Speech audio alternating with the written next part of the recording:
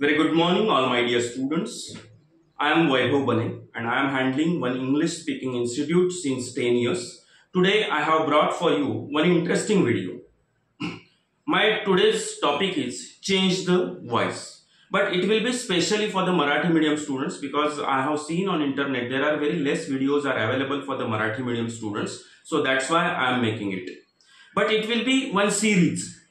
Today I'll teach you only the simple present tense, change the voice. So let's start towards our video. मित्रांनो, आज आपण change the voice शिकणार आहोत. पण change the voice शिकण्यासाठी सगळ्यात महत्त्वाची गोष्ट आहे ते म्हणजे वाक्याचे दोन प्रकार कळणं.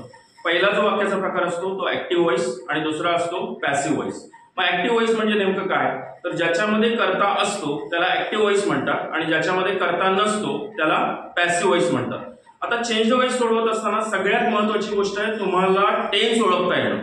जोपर्यंत आपल्याला टेन्स ओळखता येणार नाही तोपर्यंत आपल्याला चेंज द वॉइस कधीच सोडवता येणार नाहीये. म्हणून आता आपण फक्त आज सिंपल प्रेझेंट टेन्स मध्ये चेंज द वॉइस कसा सोडवायचा हेच बघणार आहोत. तर तुम्हाला काही एक्झाम्पल्स देतो आणि त्यानंतर आपण ती कशी सोडवायची ते बघणार आहोत. आज आपण सिंपल प्रेझेंट टेन्स शिकतोय.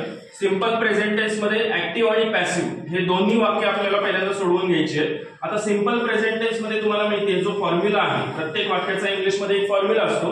तो सिंपल प्रेझेंटचा फॉर्म्युला आहे S + V in bracket S/ES + O. आता एखादं वाक्य आपण बघू. रमेश इंग्लिश बोलतो असं वाक्य आहे. रमेश इंग्लिश बोलतो. आता सिंपल प्रेझेंट टेन्सच्या ज्या ऍक्टिव्हचा फॉर्म्युला आहे त्यानुसार आपल्याला हे वाक्य इंग्लिश मध्ये कसं करता येईल की रमेश स्पीक्स इंग्लिश. बरोबर आहे. आता याचा जर तुम्हाला सांगितलं गेलं की चेंज द व्हॉइस करा तर आपण हे वाक्य कसं सोडवणार आहोत. तर तुम्हाला माहिती आहे जसा ऍक्टिव्हचा फॉर्म्युला आहे तसा पॅसिव्हला एक फॉर्म्युला आहे. पॅसिव्हचा फॉर्म्युला आहे O + M/is/R in bracket not + V3 आणि बाय सब्जेक्ट. पॅसिव्ह वॉइस मध्ये सब्जेक्ट तुम्हाला फिजिकली दिसत नाही त्यामुळे पॅसिव्ह वॉइस ची सुरुवात ही ऑब्जेक्टने होत असते. त्यामुळे याच वाक्यामधलं ऑब्जेक्ट नीट ओळखता आलं पाहिजे. आता रमेश इंग्लिश बोलतो म्हणजे बोलतो हे क्रियापद आहे, बोलणारा रमेश हा सब्जेक्ट आहे आणि इंग्लिश हे ऑब्जेक्ट आहे. म्हणजे याचा अर्थ आपल्याला वाक्याच्या सुरुवातीला काय घ्यावं लागणार आहे, इंग्लिश घ्यावं लागणार आहे. म्हणून इथे चेंज द व्हॉइस असं होईल इंग्लिश इज वर्ब थर्ड म्हणजे बोलण्याचं वर्ब थर्ड काय होणार SPOKEN. English is spoken bye Ramesh. कळलं. आता आपण दुसरं एखादं वाक्य बघू. मी काहीही बोलत नाही. आता हे निगेटिव्ह फॉर्म मध्ये वाक्य आहे त्यामुळे या निगेटिव्ह फॉर्म मध्ये आपल्याला परत एकदा या सिंपल प्रेझेंट टेन्स निगेटिव्हचा फॉर्म्युला माहिती असणं गरजेचं आहे. तर याचा निगेटिव्हचा फॉर्म्युला आहे S + do/does in bracket not + V + O.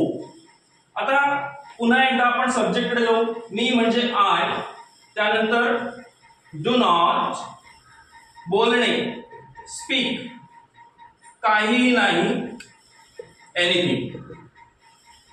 I don't speak anything. आता पुन्हा एकदा तुम्हाला याचा चेंज द व्हॉइस करायचं आहे. आता चेंज द व्हॉइस करताना याचा जो फॉर्म्युला मगाशी मी तुम्हाला सांगितला होता O +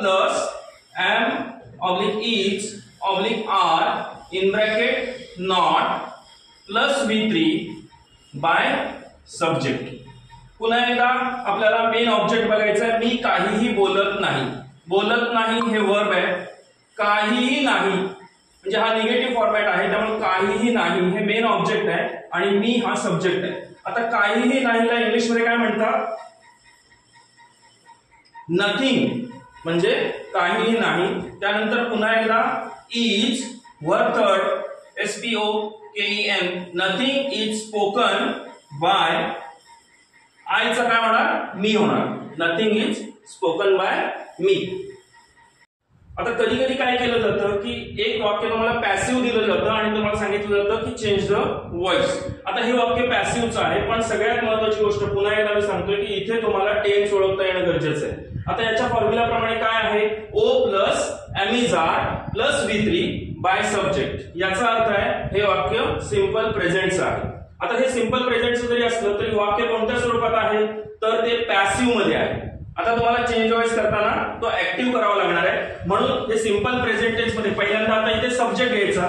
सीमा, आपल्याला सिंपल प्रेझेंटचा फॉर्म्युला माहितीये, सीमा हा सब्जेक्ट आहे, त्यानंतर वर्ब असणं गरजेचं आहे. वर्ब काय आहे, वॉच. इथे वर्ब थर्ड दिलेला आहे, पण इथे तो वर्बचा पहिला फॉर्म येणार आहे, पण याला ईएस लागेल. सीमा वॉच टीव्ही. हे झालं सिंपल प्रेझेंटचं चेंज द व्हॉइस. ठीक आहे.